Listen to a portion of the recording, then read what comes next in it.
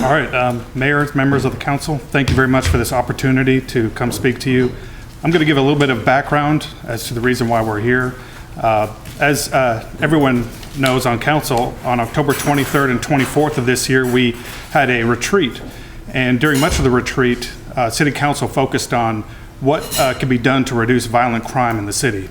And that was one of 3 focus areas that the City Council decided to put as their priorities for the upcoming year and beyond. The other 2 include strengthening our relationship with the school board, and the other is to grow Danville. I will point out that all 3 of these areas do have an impact on each other. So if we can have a very strong relationship with our school board and have strong school system for our students, then that could lead to a reduction in violent crime as well. Also, if we're growing Danville, and what we mean by that is by increasing business opportunities for people who are trying to do business in Danville, increasing, making our community a better place for people to visit and live. All those things can lead to a reduction in crime. So, but this first area that we're discussing today, at this time will be on the first focus area, which is to implement long and short-term strategies to reduce violent crime.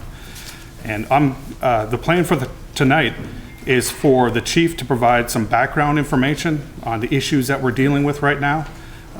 For the benefit of the media and those in the public that are here present, we thought it would be a good idea for them to hear the background. We know that City Council is very well aware of these things. It'll be a little bit of a repeat, but some of it will be new information for you as well. So we hope that'll be helpful. After that, the chief will discuss the police focused efforts that we are proposing to help achieve the goal that you set for reducing violent crime. And then I will follow up with some other areas that the city plans to cover in order to reduce violent crime. And those are more long-term, although some of the things that the police chief are going to be talking about are long-term as well. There'll be short and long-term solutions. Very briefly, I'm going to describe the process. After the retreat, the process that I used to develop these along with staff. After the retreat, I had several meetings with city staff, department directors, and others to talk about the focus areas that the City Council had developed. We had many meetings, many email conversations, many revisions, many more revisions after that, and we came up with what we believe is a good start for this working draft. And I want to thank our city staff for all the time that they put to looking at the focus areas and coming up with some ideas that we can implement that would have some immediate and long-term impact on violent crime. Also want to thank City Council. I want to commend them for not only focusing on the short-term solutions for this issue, but to recognize that there are some long-term issues that need to be dealt with in order to keep us from getting to the point where we're dealing with violent crime. And really, that's the more humane approach in a lot of ways, is to try to help our youth and our children to keep them from getting to the point where they're involved in these kinds of activities. And the City Council deserves a lot of credit, because a lot of times the public wants to see something immediate and they want to see some action right away. But if we're going to truly transform the community, we need to focus on the immediate and the long-term issues. So thank you for that. And with that, I'm going to turn it over to Chief Broadfoot to discuss our current circumstance and some of the ideas that he has for dealing with it.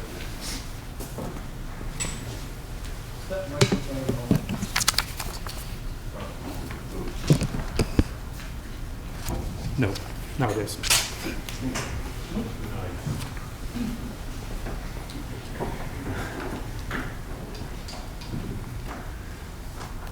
Good evening, and I want to take this opportunity to first thank City Council for the support that you have given the Danville Police Department over the years. It has been strong, it has been welcomed, and but we are as alarmed as you are with this recent turn of events in Danville that has been manifested in the number of murders that have occurred. And it's a record number. But what I thought I'd do tonight is to give you a little background for where we are and how we got to where we are, what we're doing, and how that impacts where we can go in the future. Our stats for 2016 are not complete, so we can't really put them up here yet. But to look at our history of violent crime, we can go back to last year, 2015, and we had a total of 294 violent crimes. These are the crimes that are required to be reported to the state police on the crime reporting system. We had 6 murders, 85 robberies, 12 abductions, 147 aggravated assaults, and 44 forcible sex offenses, which was a total of 294. And we estimate that approximately 200 out of the 294 violent crimes were between people that knew each other. An aggravated assault takes place between neighbors. An aggravated assault takes place between family members. A murder, most of the murders, if not all of them, take place between people who knew each other. A lot of the robberies, as you know from the weekly report, not a lot of the robberies, but a good number of them are between people who know each other, and that creates an atmosphere for violent crime. We're second amongst Virginia cities in 2015 in our crime rate, and the crime rate is not only violent crime but all of our crime, and we're second among the Virginia cities. But here's the interesting fact. If no violent crime had occurred in Danville, none of those 294 violent crimes, we'd still be in second place. Violent crime is not what drives our ranking in the state. What drives our ranking is in that last bullet on this slide are the 5 categories up there of 1,400 simple assaults, 1,300 larcenies, 815 vandalism, 684 drug and narcotic offenses, and 320 burglaries. They comprised over 91% of our total crime of 5,220, and that's what really drives our ranking. What also drives our ranking, if we are successful in our drug and narcotic arrests, like we say, 684 for 2015, the more successful we are in drug arrests, it also affects us in our crime rate because that's counted as an offense and in the total. But when you look at the 294 violent crimes, they were 5.8% of our total crimes. We had a total number of crimes for 2015 of 5,020. 294 of them were violent crimes.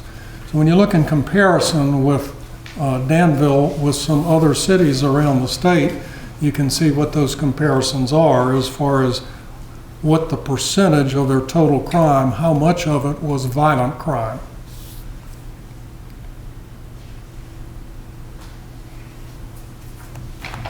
And Danville is right in here, in between Charlottesville and Martinsville, with a 5.8% of total crime being violent crime. We'd be right in here, in between these two. But what is driving the concern, of course, is murder. And so far this year, we've had 14 murders, which is a record.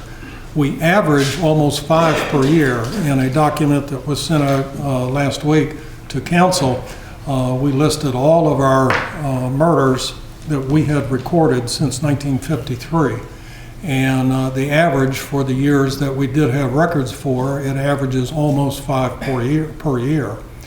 But murder is the most visible perception of crime, even though it's the lowest percentage of total crime. It's a very low percentage, but it's what, of course, people are very, very worried about when the murder rate goes up. We've had 14 to date, which is a record high, which is strange, really, when you look at it, because we had record 25-year lows of only 3 murders 2 years ago and 4 years ago. In 2012 and 2014, we had record lows, and then in 2016, we have a record high of 14. So when we go from a record low to a record high in the course of just 2 years, the question has to be asked is why? Well, murders always occur in cycles. When you look at our murder chart from 1953 on, you can see that they do come in cycles. There's low points, and then there's a peak, and then it levels out, and there's a peak. As we've come into the 1990s and 2000, the cycles are shortening. You're having peaks and valleys at a greater rate. What we do believe is that these cycles are generational. Sometimes you have a generation that is more prone to violent crime, to murder, and sometimes you have a cohort of folks who went through school together, are friends together, and they end up becoming involved in crime that leads to murder. So the cycles are usually driven by that. And the cycle that we're in now that is causing the high number and the record number of murders is really because of younger offenders with gang affiliations using social media and easy access to firearms. When you get that combination of those four things, it creates almost a perfect storm for a high murder rate. So when we look at the homicides that we have had so far this year, 14 of them, all of them were by gunshot wound. And the major relevant factor in each of these homicides, sometimes it's hard to figure out. It could be a gang member who is involved in a drug deal with a person, and a third party came up who he has an argument with in a dispute, and a murder occurs. So is it a gang-related murder? Is it a drug-related murder? Or is it an argument-related murder?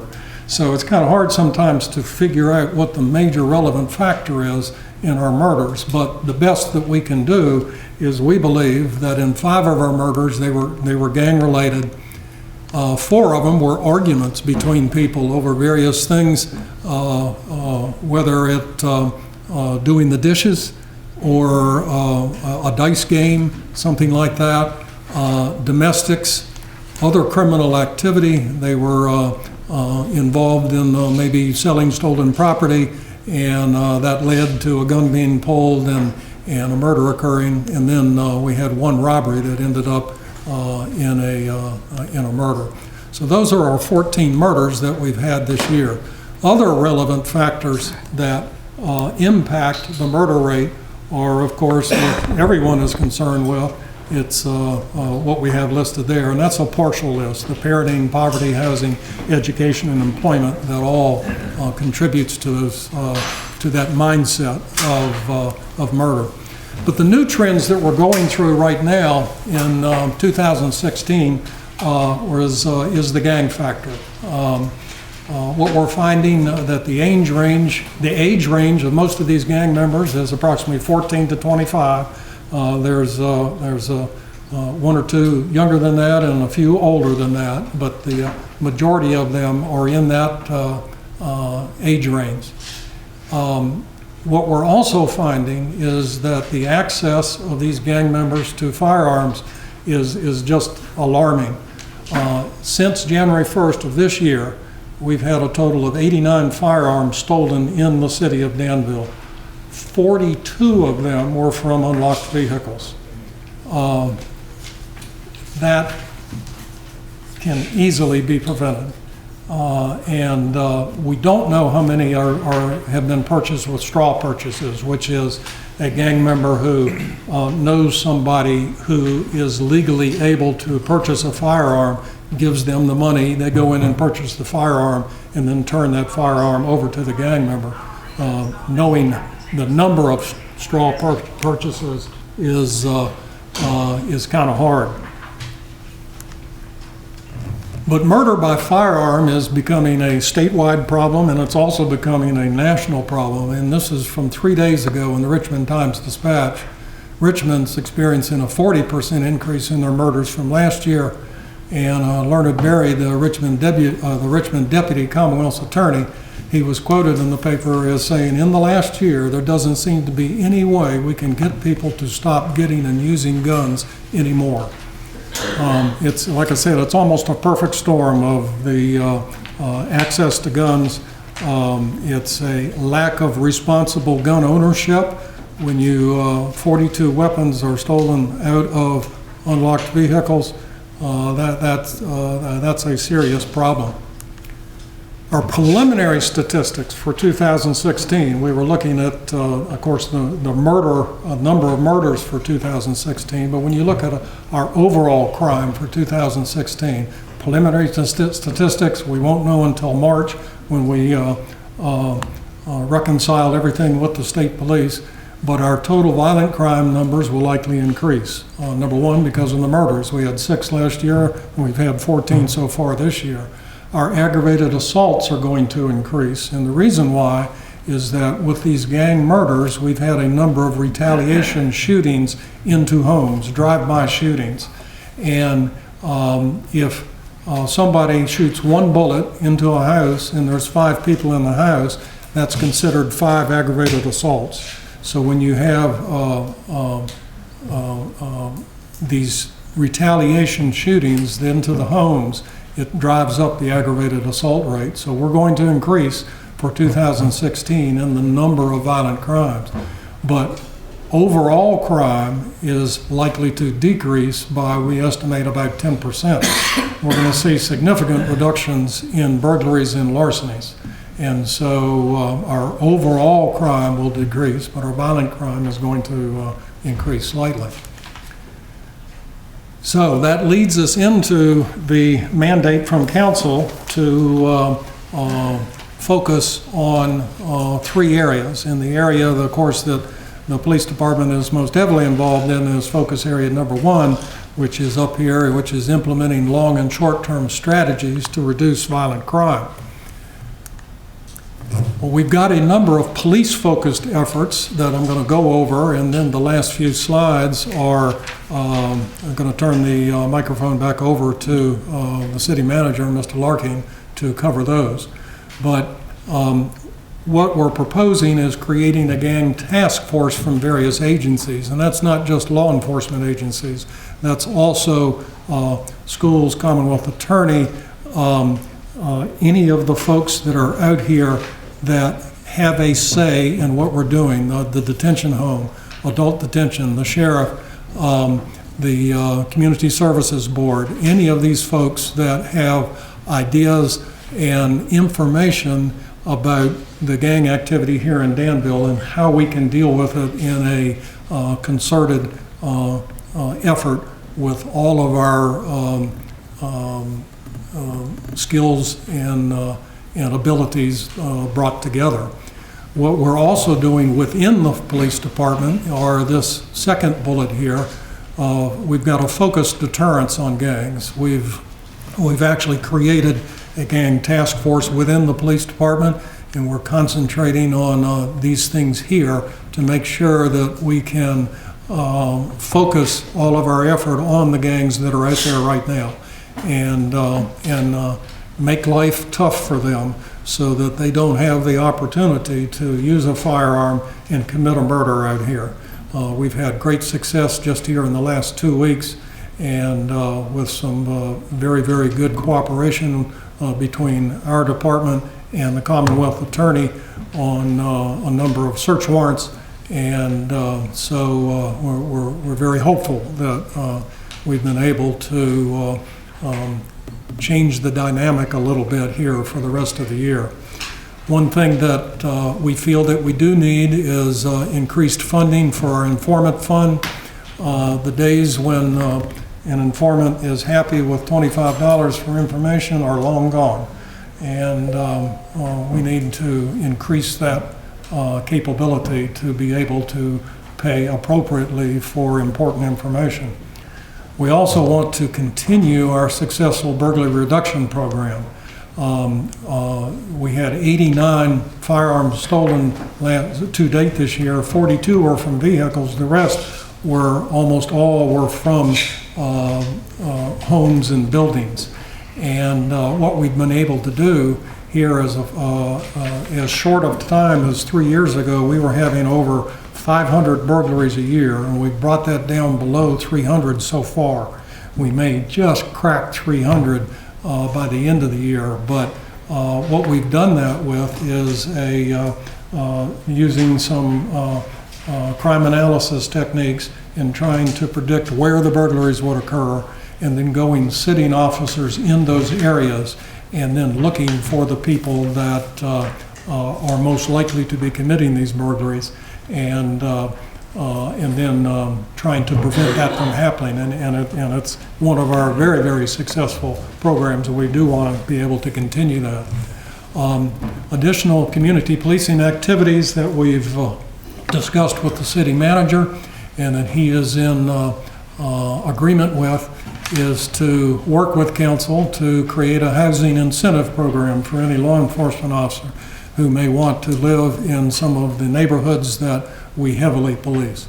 And having that officer's presence in there and seeing that officer back and forth and creating those relationships with neighbors would be a positive thing. The other thing that we are going to try to accomplish is, as quick as we can, is a fixed-based presence in at least 2 at-risk areas. A fixed-based presence would be working out of an apartment, working out of a home, and trying to have some police activity within that neighborhood, and where the officers can be seen going in and out, and the officers can work out of as within that neighborhood. We're also going to work on increasing our visibility with footbeat, bicycle, and motorcycle in the at-risk neighborhoods to create, number one, opportunities to interact with citizens, but also to change how we patrol. When everyone sees the vehicle coming, sometimes it helps to have a different way to approach the criminals that are out here working in these neighborhoods. We want to increase our interactions with citizens.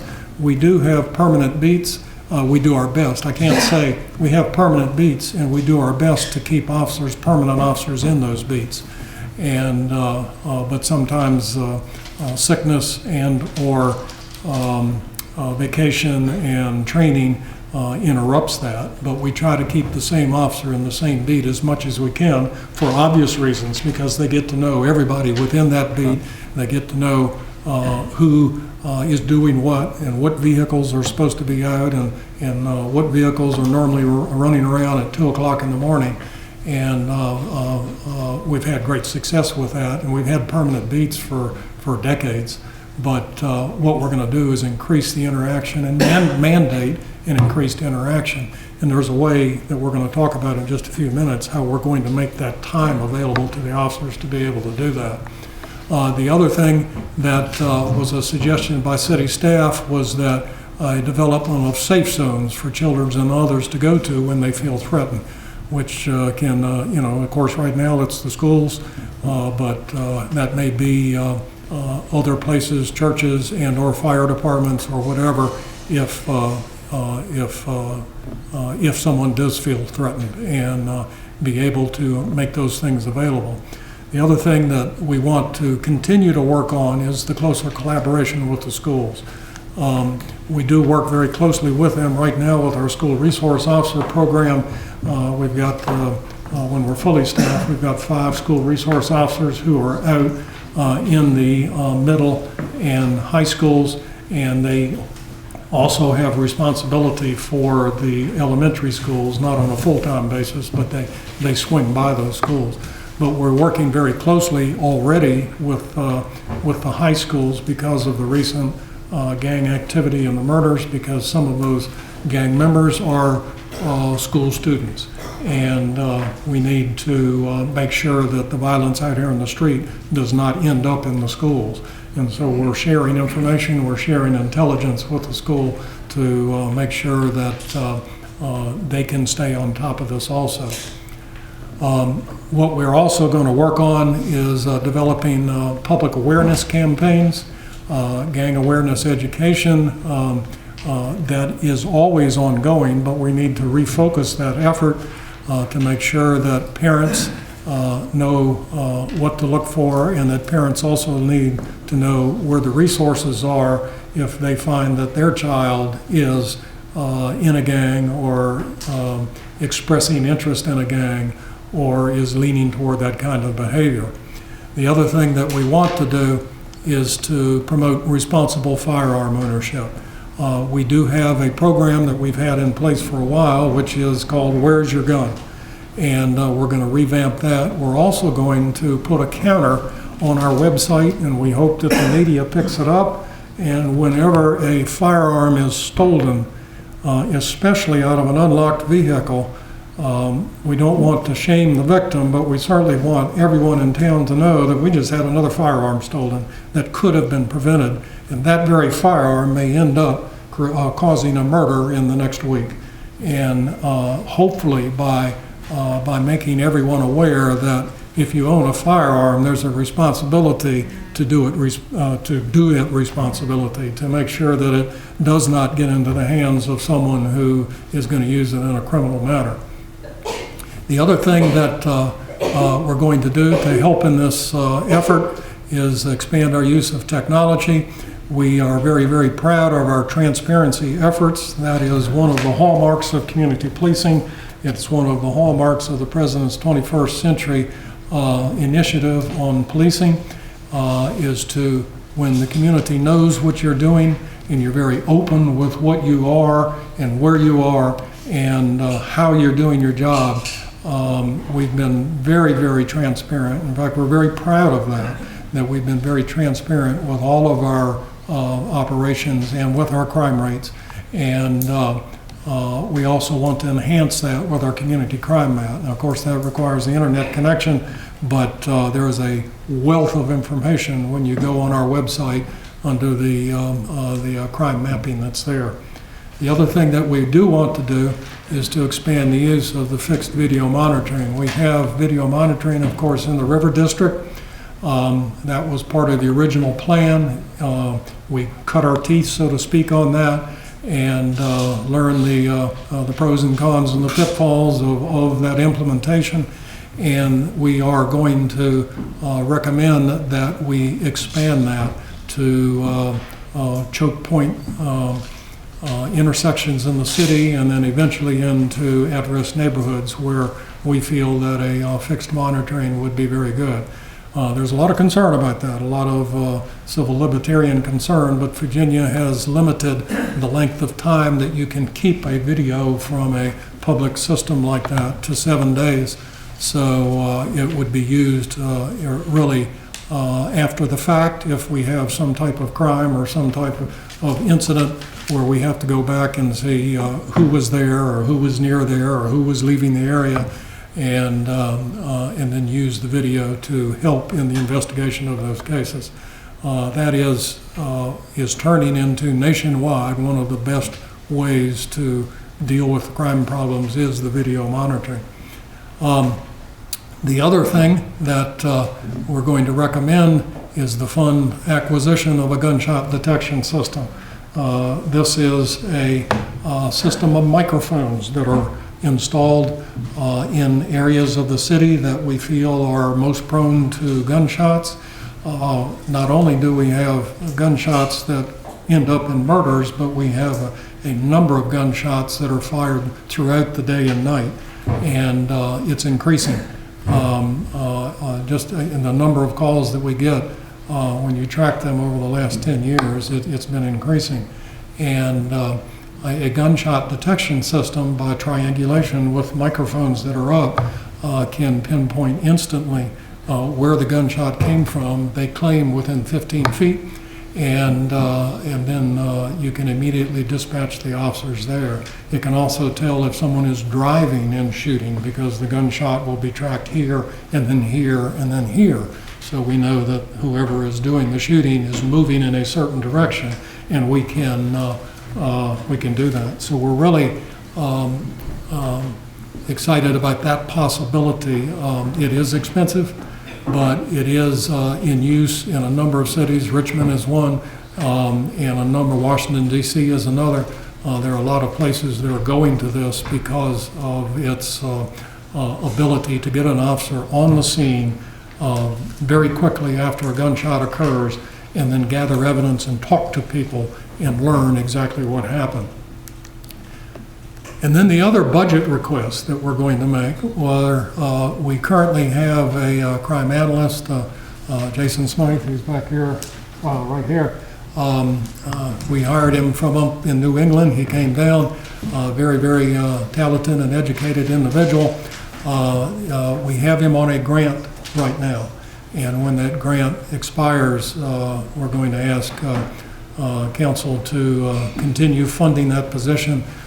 He's been very helpful in our gang investigations already, and he's only been on the job for just a very, very short time, several weeks. We're also going to eventually expand that. We are one of the few departments in the area that just got a crime analyst.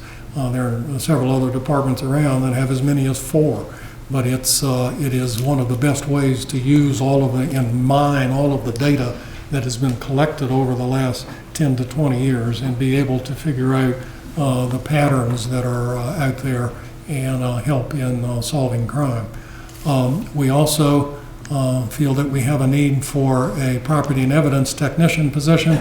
In our property and evidence room, we have a very huge property and evidence room. We have 1 police officer assigned to that, and that's unheard of. That police officer is also required to go to court and testify on a number of cases.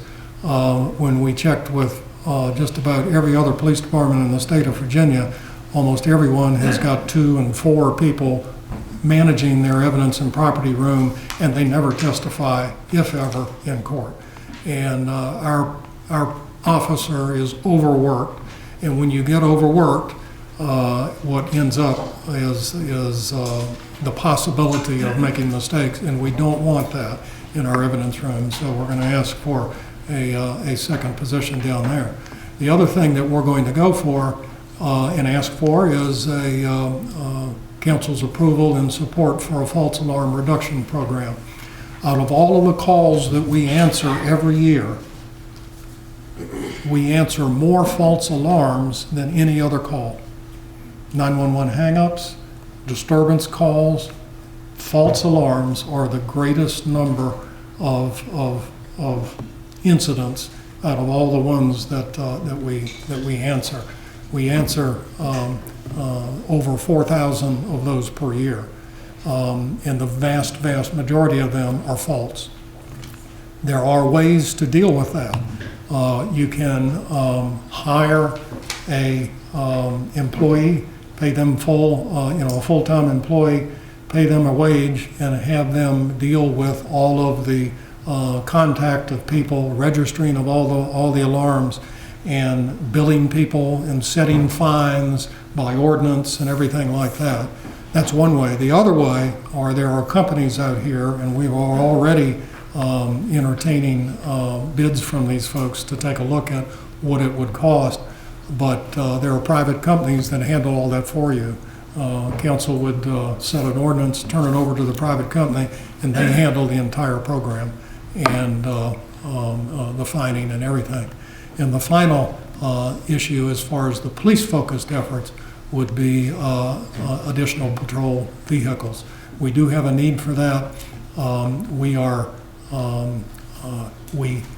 barely keeping the fleet going, and with the extra efforts that we're engaging in right now, we are having problems in making sure that the officers have enough vehicles that are out there. So that is an overview of where we stand, where we got to where we are, and what some of our ideas are to move forward to deal with the specific problem of violent crime. So now I'll turn it over to Mr. Larking to finish up.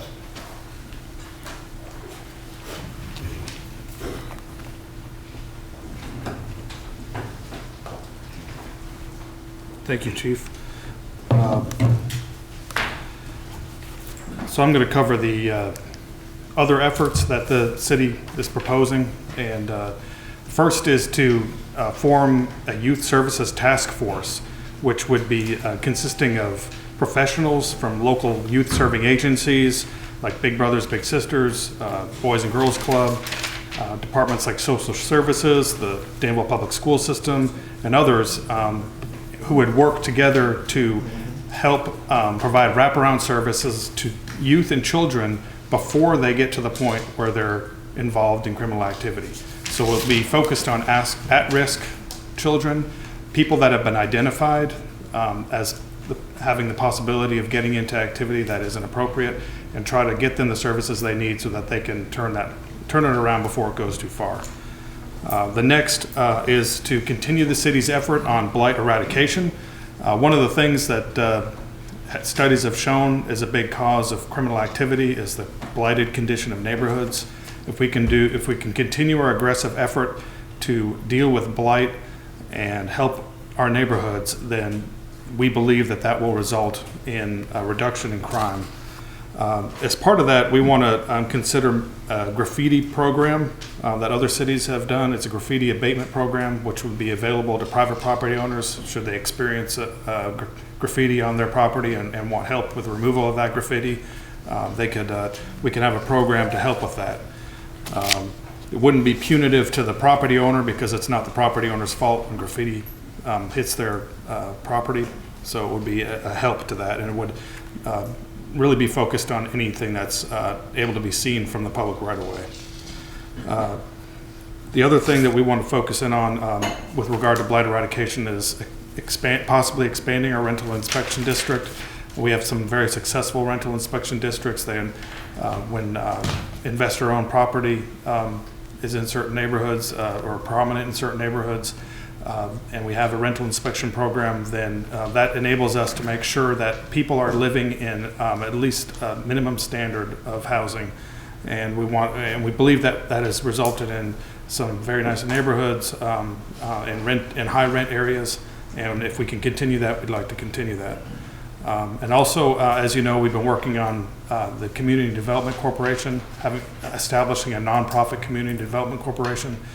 That we have a board together. We're working on hiring an executive director, and the city is supporting that effort, and we want to continue to support that effort so that we can build strong neighborhoods in the city. We also want to look at our Parks and Recreation programming for at-risk youth and children. Whenever we can provide some programming through Parks and Recreation to give children and youth an outlet for their energy. We all know children have high energy, and we want to focus that energy into positive behavior.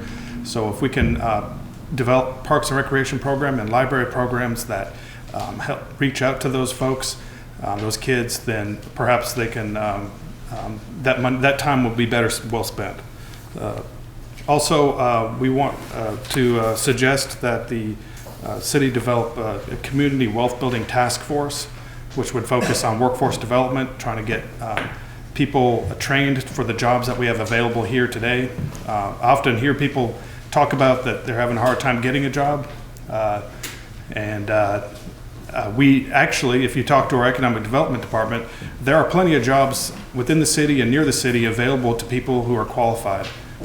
And really a lot of times the qualification means that you are able to, if you have those soft skills, you're able to go in, go in on time, pass a drug test, and be willing to work is some of the minimum qualifications that are necessary to fill the jobs that are available right now today. And so we want to help the workforce be at least to that level and beyond so that we can recruit new and better industry as well. We'd like to suggest some initiatives to combat poverty. As everyone can probably agree, a lot of the reasons why we have crime and violent crime in the city is because we have a pretty high population of those in poverty. And if we can take a look at some multi-generational approaches to combating poverty, then that would be a long-term solution to some of our crime issues. And with that, those are the other efforts that we have suggested, and the chief and I are available to answer questions from City Council.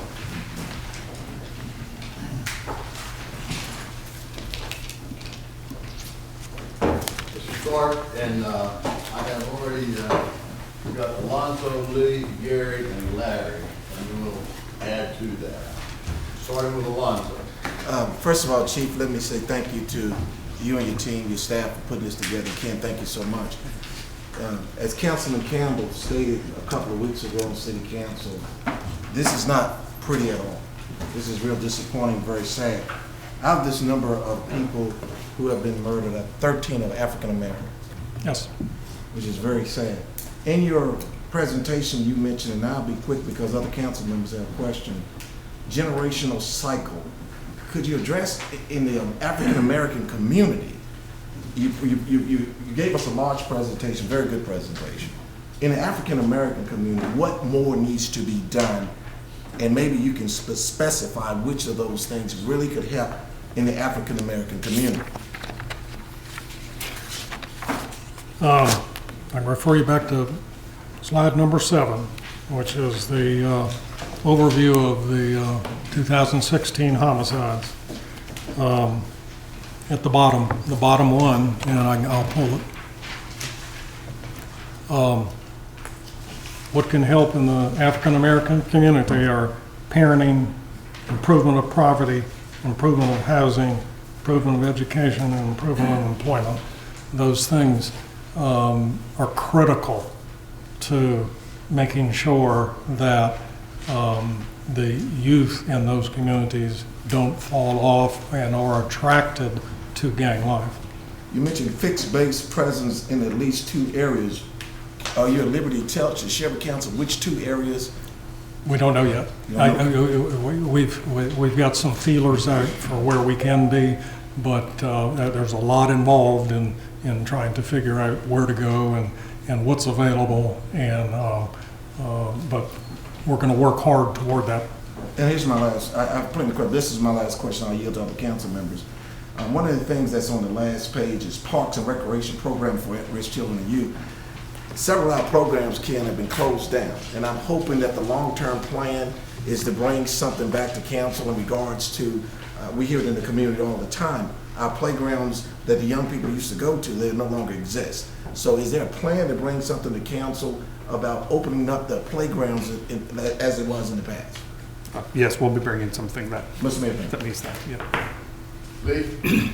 Yeah, I got a few comments and then a couple questions or suggestions or seeing about maybe some other things. I first of all want to say thank you and thank everybody with your staff that has spent time working on this. I know some of these things that were presented tonight, we have discussed off and on for a while, and I'm really glad to see some of them happen, particularly the moving more and doing more with community policing. And I think the housing incentive is a great thing. I'm glad to see that we're going to adopt that. The fixed base presence, as the Vice Mayor mentioned, in at least 2 at-risk areas, I think is great. And to go back to that and just make sure that I'm clear on it, we're talking about, and I know a year ago we were talking about a pop-up precinct or something, not an actual physical building, but essentially we're trying to have a presence without a substantial infrastructure investment in these areas. Yes.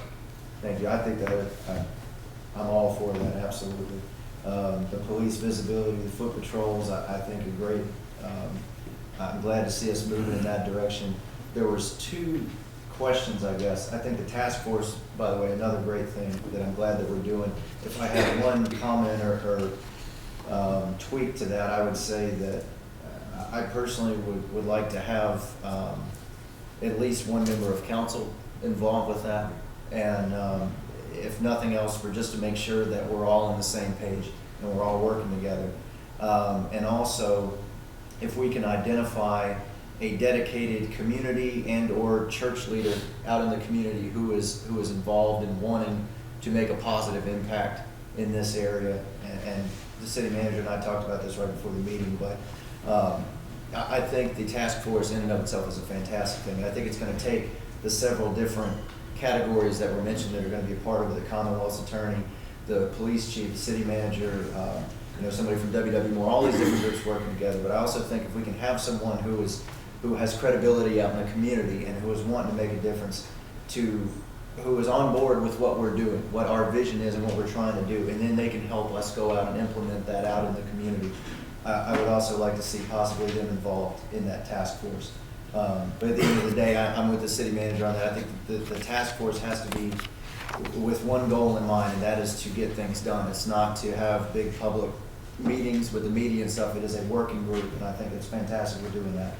I did have one question for the chief, and in terms of, we know that a lot of our officers, we're limited in terms of resources and things that we have. We just simply don't have an unlimited number of officers that we could have out all the time doing these things. Different communities call them different things, but they're often referred to as community service officers that assist with duties to free up the sworn officers, so that a lot of times, and I know this is preaching the choir with you, you know this, but for those who may not know, our officers are spending a lot of time doing, responding to fender benders, these non-emergency calls that take up a lot of time. Is it possible for us to look in, and if it's a budgetary thing that council needs to consider, then I'm certainly willing to do that, to train staff people who are not fully sworn officers to handle the non-emergency and situations that have little threat of violence to them, to handle that, to free up our officers to spend more time on drugs, on violent crime, on these things, so that they're not having to spend so much time doing the other types of situations. That can certainly happen. A lot of large cities do that already, and then limit the number of crimes that a fully trained uniformed police officer responds to. Historically and traditionally, that doesn't happen in the smaller cities simply because everyone wants a police officer. And so it's a mindset, and it's got to be a decision process that we're going to go this way and not the other way. And I understand when policing in America is local. It's locally controlled. It's everything about policing is local. There's 12,700 local and state police departments in America. We're not a national policing, and everyone takes pride in their police department, and they want their police officer to come to their crime. So it can happen, but it also takes a process of changing the public's mindset also. Because a lot of times they want that police officer there. If that's something that we could discuss doing, I would certainly like to at least give the opportunity to get feedback from the public. I think at least at this point in time, I think people would be certainly willing to that if it will free up officers to crack down on the violence that we're seeing, because when we're out in the public, that is the overriding thing that we're hearing about now. So if maybe we can follow up with that and at least see if that's something the public is willing to support, because again, if that can help what you all do and give you all, free you all up more, I'll support that 100%. That's all I have right now. Again, I want to thank you all. I think there are a lot of good things in this presentation tonight, and I want to thank everybody, with the retreat, with council working through this, and then the follow-up that's been done. Thank you guys so much. Gary? Yeah, I'm excited about this. Council, when we had a retreat, a lot of these ideas came up, especially, even before the council meeting, the housing incentive program. I just had a question about that. Is that like free housing, free rent, or is that extra pay? I hesitate to call it combat pay, but certainly these policemen are going to be at increased risk, and they're going to have extra training. So what method is that, or what mode is that? Well, we hadn't fully developed the way it would look, but the idea is to provide some sort of incentive for a police officer to choose to live in a targeted area. So you would develop a targeted area, you would provide some sort of incentive that would be enough to entice somebody to want to live there, and then recognize that it's purely voluntary for the officer to choose, but we would want to tailor a program that would pique the interest of an officer to choose to live in an area. And I think it'll be successful, because I know several of us talked with some policemen one night, policemen, most of them younger policemen, not that family, but they said they would do something like this, especially for extra pay, but to help cut down crime rates in the community. Question of the chief: maybe as little as 5 years ago, when we asked the question, do we have gang activity, your answer was no. It was just sporadic. We didn't have much gang activity. What's changed in the last 5 years? I don't remember saying that, but I do know that gang activity comes and goes, just like the murder rate. And we've always had gangs, at least for the last probably 12 to 13 years that I know of, as long as I've been here with the city of Danville. A major factor. A few years ago, that's what you Right. said. The gang activity was sporadic, it wasn't a major factor. Now it seems to be a Yes. major factor. And I think one of the reasons is that those 4 things that I listed there on slide number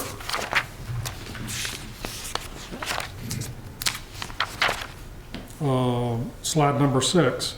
It's why we went from a record low to a record high, are the 4 things right down there at the bottom. The offenders are getting younger. The gang members are getting younger. There's nothing more scary for a police officer than a 13-year-old with a firearm.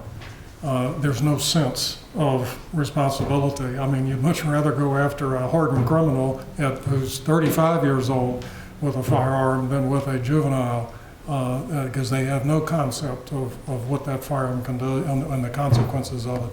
So that's what's happening. And social media is what's driving a lot of this most recent influx. There are a lot of, and we see it on the social media, we hear about it. There's a lot of bravado and insults like I put up there. That drives anger, that drives a lot of the things that are fueling these murders. And then the big thing is the access to firearms. I mean, we've even had older gang members tell us that they are scared of the younger ones because they're out of control. That's what our problem is. Gunshot detection system. Now, I just want to clarify something that I've heard and maybe false. If there's gunshots fired, or somebody calls gunshot in my head, the police won't come to the door unless they're asked to come to the door, or explain that. And there's a good reason for it, I think. Right. Number one, we get calls of gunshots all the time, but the sound travels all over. And so what sounds like in your backyard may be half a mile away. So, we'll go. Most people don't want the officer knocking on their door. When they call, they just want to report, I heard gunshots, and try to give an approximate location, and we'll go in that area. The gunshot detection system, because it's so precise, allows us to get very, very close within 15 feet of where the gunshot occurred. And then if it's in someone's backyard, we'll knock on that door. We don't even need a citizen to call because we'll know where it came from. So I don't have to ask you to come to my door to get you to come. Do I have to ask you? Because that's what I heard, that, if somebody's house was shot at, they had to call and ask them to, the police didn't come to the door. And they had to call and say, are you going to come? And they said, no, we don't do that unless specifically asked. Well, there's different types of calls. The first call is, I heard gunshots. Right. And then the assumption is that the house was not hit, that no one has been injured, and there's gunshots in the Westover area of Danville. Okay, wow, that's hard to pinpoint. So we'll send an officer out to that general area to try to determine if we hear any more, see anything out of that's suspicious. Now, if somebody calls and says, somebody shot at my house and hit my house, but I don't want to talk to anybody, we're going to knock on the door anyway. And if we end up, if somebody says, somebody has shot at my house, we're going to go up and talk to the door, talk to the owner too. But I mean, that's a crime. All of them are crimes, but that's a crime that we can have a specific victim with and can talk with the victim and take a report. Well, I'm sure the police are hesitant to come without an invitation because it might be an ambush. Right, and we've changed our tactics because of the 2 attempts that we've had recently on police officers where they were shot at. So we have changed our tactics, but we still answer the call. Any more questions? We got quite a few that got one more to. Stakeholders, I just want to comment on that. Why? Your stakeholders, you've listed them here for the gang task force and in the youth services and the schools. Some of the biggest stakeholders are the students, the youth. Are you going to get them involved at the schools? they're the ones that are getting hurt, they're the ones getting shot. Not just professionals, but students or young people, they're the biggest stakeholders of all. Well, the exact makeup of these groups isn't finalized, and the goal was to create a working group of people who are actually dealing with the populations we're trying to reach, and so that group would be hands-on, would be able to make decisions right away. It would be more focused on getting the job done, but as a resource, we certainly want to bring in others to get their input and their advice and their thoughts on anything that we're trying to accomplish. So that, and that should have been more clear in this, but there'll be other, not only youth, but we could also reach out to other members of the community. There's also state resources that will be available that we could reach out to that would help us in any of the effort that we're trying to accomplish. Suggest you put some students on these task forces. Lee, do you want to piggyback on something Gary said earlier? Yeah, I'll do that quick, and then once others have a chance, there are some other things that I do want to come around, I'm trying to break it up soon. But on the, with the rent and all that, rent-free, I'm sorry, are we gonna be reaching out to places who have done this? I know Indianapolis is one that's implemented that to make these, they did rent-free in a high-crime area. And HUD has what they call, I don't know if we apply, if we're able to get it or not, but they have what they call the Officer Next Door program, which gives grant funding to help pay for some of these things. Are we going to be going through these avenues and trying to get? We certainly we don't want to have to reinvent any wheels. So if something has worked well somewhere else, we're going to look at that. That's usually what we try to do in pretty much any time we look at a new program. So certainly we'll do that in this case. And we'll reach out to you, see if we're not apply, if we're eligible for this Yes. Officer Next Door program. Yep. I remember when I think it was brought up during the retreat, and I researched it. I think Earl researched it as well, and that's definitely on our task to see whether or not it would work well for us. Awesome. I do have others that but I can go quick. Alonzo, you want to piggyback on something Gary said? Yeah, Dr. Miller, Ken, you may want to chime in on this. The mayor and I have had many meetings with the city manager. You're absolutely right in regards to the youth, about revamping the youth council. And it should be a report coming to us very soon where possibly we can tie some of this into the new youth council. Yeah. Certainly, the youth council would have a role and a voice in anything that we're trying to do. We obviously want the youth council to be involved in all the things that are important to the city government, and this is being one of the number one focus area. We're going to involve the youth council. Chief, and to piggyback off Dr. Miller, when our citizens are calling about shots being fired, wouldn't it be a good idea now for the officers to go to the door because of the number of murders and shootings we have in our community, just through this phase that we're going through right now? If someone says that someone has shot right outside of their door or in the street in front of their door or their home or has shot at their home, we're going to go. That's our standard protocol. If someone simply calls in and says, I heard gunshots, then okay, I would hope that the dispatcher is going to ask a few more questions, follow-up questions. Are you hurt? Are you injured? Did it strike your house? No, no, no.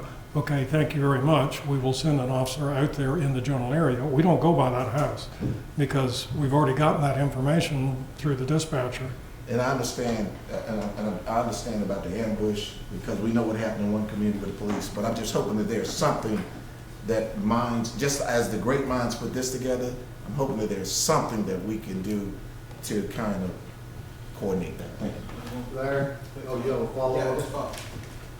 So if that's your policy, I think you need to get it filtered on down, because we had a citizen complaint when shots were fired at my house, and we waited and nobody came, and then we were told by the dispatcher, well, unless you specifically ask us, they're not going to come knock on the door. So that may be the policy up here, but you need to get the policy down there. Right, and yeah, there's entirely possible that things break down or miscommunications, and we try to correct that whenever that occurs. Larry? Yes, first of all, Chief, and to the city manager, I want to thank you for the report here tonight. It's very important, and like it's already been stated, I'm very thankful for the energy you move forward. Some things that have already been stated tonight, I just want to show that I am for. Number one is more recreation for the youth, extra funding for recreation and for policing and staffing. I got a feeling that we do not have enough staffing. We understand the problem of recruitment, but I am for any extra funds that we need to put out for that. I think it's very important. The other issue is, with all that has happened in our community, the extra fear, the response that council has gotten from all sources from the communities, do you feel that our police staff need extra training? You stated the word intervention. Are you looking at stop and frisk more often? I'm concerned about the Safe and Sound coalition that we had. There was some complication. It brought down, but yet it brought some things up and was moving to an area that could cause a Baltimore, some other things, whatever. Could you first address that point, and where do you see that? How are you dealing with the concept? Even the community asking for more. I think as far as training goes, I'm confident at the level of training that the officers have and how to apply the rules of law out here on the street when they're dealing with suspects or potential suspects. I think they have a good handle on that. We also have body-worn cameras, we have in-car cameras, and all of those interactions are recorded so that we can go back and review them. We do that with supervisors to improve on how the officers are handling these kind of situations. One of the things that has been used in other jurisdictions has been a stop and frisk. We don't intend on doing that. What we most often do is stop and talk. And if the talking then leads us to take further action or to suspect something, then we may do it. But a stop and talk is the bedrock of how we operate. And I think that, coupled with the body-worn camera, so when a complaint from the community is made, we can deal with the complainant and have them look at the video and work all of these things out. Okay, that sounds good. Other point, and I'm about through, so I agree with so much is already going on. I think that for all the information and statistics that you've given tonight, you didn't say anything more about how many shootings we had. I think that's an important statistic that should be out there for us. You have the shootings, you have shooting victims. I'm more concerned about that point because you have many guns that are shot, but you have more people that have been shot from the shootings. I think that statistic should be out there more. I don't have the exact number, but it is over 100 as far as the number of shootings. Now that includes people that were not wounded, that were shot at. So if there's a drive-by shooting into a house and 5 people in there, that's 5 aggravated assaults, although nobody was wounded by that bullet. What we do have also, as you see on the regular report, is that there are a number of people that are shot on a regular basis just about every week. And I agree. That's something that probably needs to be put out there along with the responsible gun ownership. Some of those woundings are self-inflicted too, because the person with the gun doesn't know how to handle the gun and ends up shooting himself. Excuse me, Chief, 10 more minutes, then we're going to have to break for the regular council meeting. And we do have 3 other councilmen that would wish to respond or ask questions. So let me say that we can keep it as brief as possible. I'm going to say that, that's true. Thank you for everything you've done. I'm glad to see we're talking about youth engagement with the police department, and I'm asking that mothers who have experienced loss, sons in our community, we're asking them to step up to the plate and speak out mothers against violence or killings in our community. I think that's a very strong point that we have overlooked. I'd love to see this in some kind of way to move forward, we have mothers to step up. Thank you, Chief. I had something to Sure. Thank you, Mr. Mayor. Excuse me, but Tim wanted to comment. I apologize. I just want to say that everything that we're talking about doing here would be in addition to any community grassroots effort out there. We are certainly going to support any community efforts to deal with issues like that and be there if they call upon us to be there. I just want to make that point clear. Although it wasn't stated in any of our presentations, we will continue to do that kind of thing. Sure. Chief, special thanks to you and your men and women for all the work that you do. I know all the council do. I certainly support what you do, and thank you for your service. Thank you. You're very transparent in giving information. When you report crime statistics in our city, do you report the same way as every city in Virginia, in the country, county? Is your reporting more transparent than others? Do everybody report the same way you do? I can say we're more transparent than a lot of other departments, and that's because we chose to be, and we make a very, very strong effort to do that. We also make a very, very strong effort to report all of our crime. I'll tell you right up front, there are some places that do not. And I've told council before and told the city manager, we can go to internet reporting on a lot of our crimes and our crime rate will drop. Because when you tell someone who calls 911 and says, I want to report this, my stolen lawn chair from the front porch, and we tell them to go to the internet to report it, yeah. I raise the question because those numbers make Danville look bad. They do, But if others reported like you did, they probably would too, yes. if not worse. But that's not everybody. That's no excuse. That's not everybody. Right, but I mean, that's no excuse. Secondly, the offenders that have been arrested and are committing these crimes, are many of these repeat offenders? If so, any idea what percentage of these people are repeating these crimes? Been caught, released, and committing crime, more crime? Many of these juvenile gang members who are involved in these violent crimes have repeatedly been through the juvenile justice system.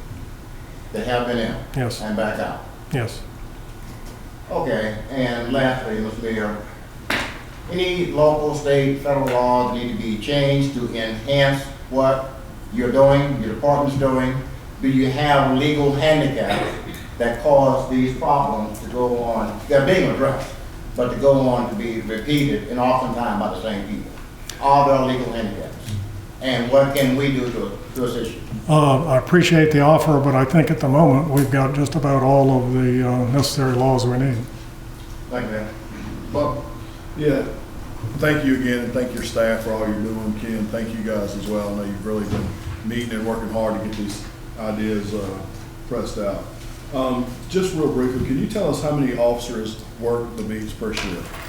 How many are on the street right now? We have 10 beats, and we have 17 officers assigned to each platoon to cover those 10 beats.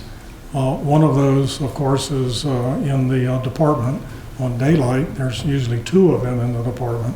And then we have to have sick time and vacation and training and things like that. So our minimum staffing outside is 10. That's on the patrol side, the uniform patrol. We also have a community policing section, and right now, because of vacancies, we're lucky to field about 6 to 7 at any one time out there.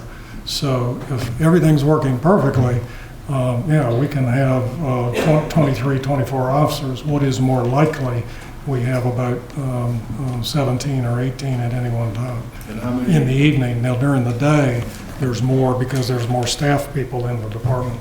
Right. How much staff is in the department on a daily basis that doesn't leave the building? I'm going to say at least 14. And they're in and out. I mean, crime scene is there, but they come and they go. You know, the crime prevention officer's there. He comes and he goes. And just briefly, street crimes unit, Yes, how many of those are there? we have 2 shifts and what's full staff? So everybody's working, 10?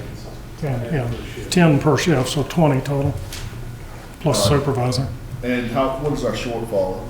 How many officers are we short right now? At the moment, I believe we're 4 short. We hope to fill those, a good number of those by, and I may not be totally accurate on that, but we just hired a couple more, and the numbers always change. But the next academy starts in January, and we hope to hire more the 1st of January and get them in. We may not be able to fill them all. And the total number of officers would be 131? 131 with council's approval for us to go up to 135. Now, I'm just one speaking here, but I'd like to see us go to 150. And I think you wouldn't have a problem at all getting funding from us to do that. Is that something you'd be receptive of? I mean, would you accept that, or would you? If we are consider it, or- fully staffed, I think we have enough police officers to do the job. The idea of using public service officers that are not full officers, like Councilman Bowler said, may be a good use of those extra positions and extra staff, clerical staff. Thank you. Okay, I keep asking about the time. I know we got less than 5 minutes here, but we got a couple of follow-up questions. And Larry and then Gary on follow-up on Butler's. Chief, real quick, of the 131, how many are minorities? How many what? Minorities. The 2 we just hired. I'm thinking we have 20 out of 131 authorized. So yeah, it's usually around 13 to 15% minority. But what we're very proud of is that about 20% of our supervisors are minority. Gary, do you have a follow-up? Yeah, just real quick. So to implement this program and make it work, you get those 4 other officers, you have enough officers to make it work without extra officers.